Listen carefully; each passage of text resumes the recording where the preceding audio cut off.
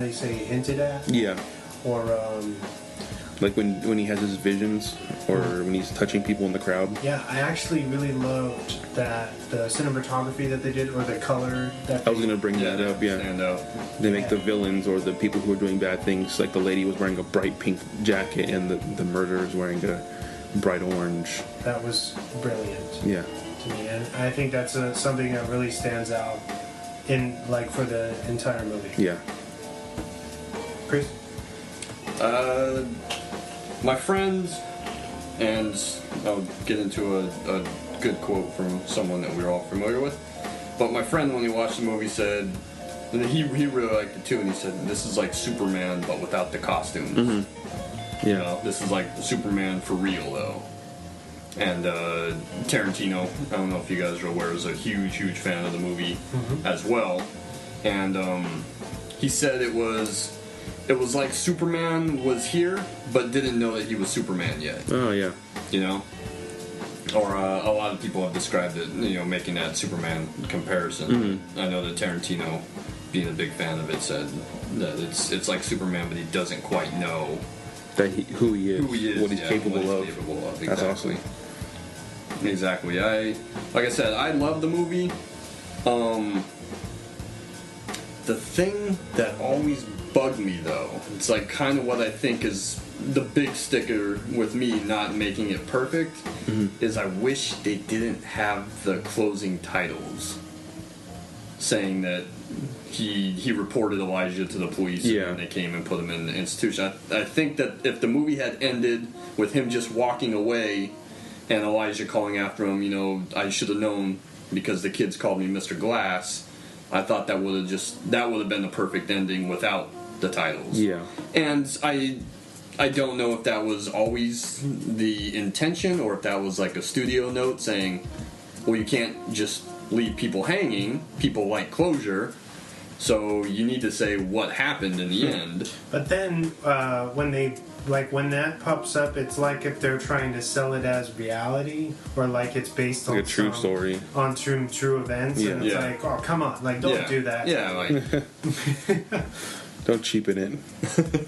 Yeah, it just seemed kind of like silly, like because the entire film is very serious. Oh yeah. And when you get to that point, it's just like that wasn't the best decision. Yeah, like I'm not going to say that it doesn't ruin the whole thing. Yeah, but it ruins that moment. That's ending moment that could have been really great. Yeah, I think. Hey, you know, I know that people like closure, but it doesn't have to please everyone. Just have them walk away at the end and have Elijah call after him, and that's it. That's the end of the movie. The story's over. You don't need to say, "Oh, well, this is what happened." Did you ever see The Simpsons when they have the Poochie character? I don't think so. Like that. He's like the character that shows up and just out of the blue and no one likes him, so they want to get rid of him. But then all of a sudden he just leaves, and there's like the little title card that says he was killed on his way back to the home planet. Oh god. And it's kind of like that. Like you don't need to have those titles to tell me what happened. Like we know. And honestly, I think that the movie itself plays almost like the first act of something else. You know, the whole movie is a first act. It's not. I don't think that there's a really noticeable arc throughout the movie. You learn all this stuff, but it's almost it's like an origin, kind of like a character building. Yeah, it's an origin. Yeah. So maybe. Well, you're right, because Split is somewhat of a.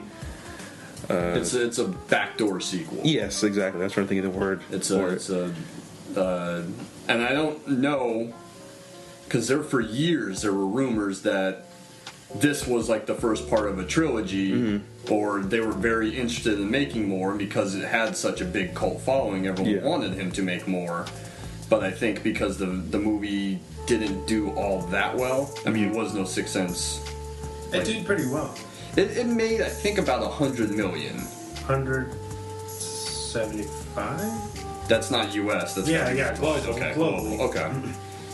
But compared to whatever the Sixth Sense had made the year prior, it wasn't a huge hit like that. So I don't know if M. Night had wanted to make a sequel. It was 94 US. 94, so just under 100. And it was 75 budget. So yeah, it didn't do. Yeah, so it made just about 20 mil over its budget. Broke even. It broke even, made a little bit of money, but not nearly the money that everyone thought it should be, coming from the guy that just made The Sixth Sense, which was a fucking massive hit. But also, Unbreakable's not trying to be Sixth Sense is grounded in horror. Yeah. Mm-hmm. So, you know, if you go into Unbreakable expecting that, of course you're going to be let down.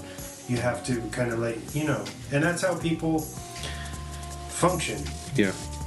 They go in wanting something else, and then they call this project trash because it's not what they expected. Regurgitated Sixth Sense. But it's like, I'm sure you wouldn't like that either. So yeah, no, of course not. It's of course not. But people expect the same thing because you had this massive hit. I mean, we've talked about Jackie Brown and how much I love Jackie Brown.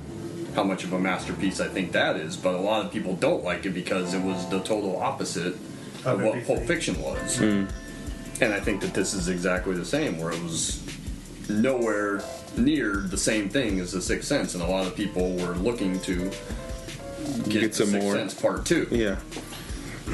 But I really respect that when a filmmaker can kind of step away, even having a massive hit, and do something,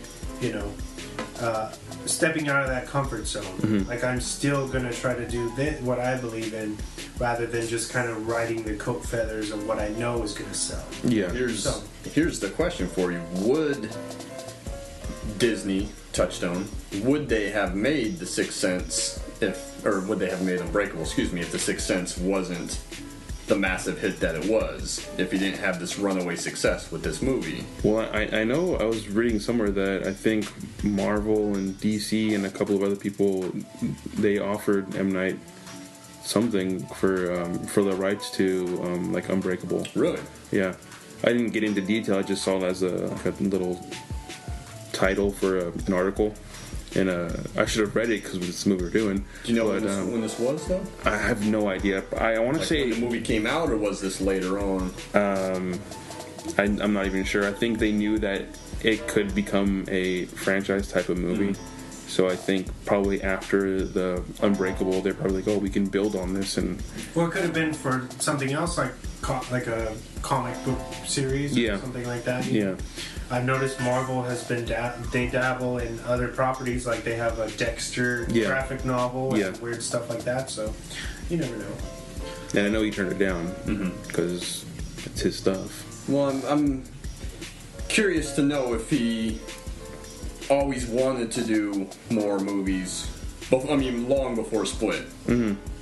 If he always wanted to do more movies and kind of didn't get that chance because Unbreakable wasn't the hit that a lot of people thought it should have. I could see that happening, kind of being put off it for a little bit, kind of like, oh, this wasn't a success. Maybe I shouldn't do this type of movie again. Well, the guy was blacklisted for a while because he did The Last Airbender, which was a shitty movie. Yeah, which was The Happening, which was a shitty movie. I was so excited for that Last Airbender movie when it came out, just because I had watched the series. Yeah. And I was like, man, this is gonna be fucking sick. Like, but it's nothing like it. No, and I was like, I remember watching it, and I'm like, I think at the end I was like, oh, I want to like this movie so bad. Have you ever watched a movie going into it hoping, thinking it's gonna be really great, and then after watching you're like, this movie sucked, but I want to like it really bad, but I know it sucked, and I don't know. That's how I was after. I was like, man, this movie, like, me and my friends were like, one of them was like, oh, it sucked. I was like, no, it was good. But in my head, I was like, fuck, he's right. This is horrible. But yeah, I think it's one of those type of movies. So it was what the Happening, Last Airbender, and then The Village, right? After Earth. Yeah, The Village, I think, was, although it has its detractors, I think it did okay. Yeah, I like The Village. I like it. And Signs was a huge hit. Signs was a pretty big hit, and I think The Village did fairly well as well. It's got a good cast and everything. Oh yeah. But no, his real Those were his 3 bad ones. No, Lady in the Water is not a good movie either. He had a falling out with Disney, and then jumped ship to Warner Brothers for Lady in the Water, and then Lady in the Water, The Happening, Airbender, After Earth. He had like a pretty bad string. I don't think I saw Lady in the Water, but I never saw that one either. It's not great. It's got a good cast too, but it's not great. It's not great, and that's, I think, more so than The Village. Lady in the Water was a movie that I wanted to like because I knew the story of why he had the falling out with Disney. I was like, oh, like he really believes in this project, and he left the studio that gave him his success, and it's a bad movie. Why do you think he struggled so much to make hits after I mean, Unbreakable's not really a hit, but it has a following. The Village was okay, but I mean, I know people kind of attack that movie as not being really good. The Village? Signs is big. Signs is great until the third act. Signs is very good until the last 10 You mentioned that before. I think you would have liked that mystery of not really seeing them at all, right? Yeah, when you see the alien, it all falls apart, and then the reason for like why they can be defeated is a huge shit show. A huge shit show. In other words, I'm trying to think of the term. I'm old. No, I can't remember it. Why they can be defeated is it's a big miss. I'll go with that. It's a big miss.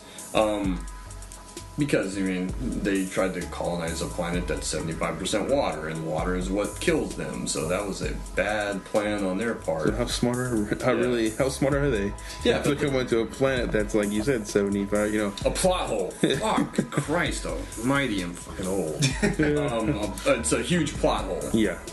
But before that movie's really good with the suspense.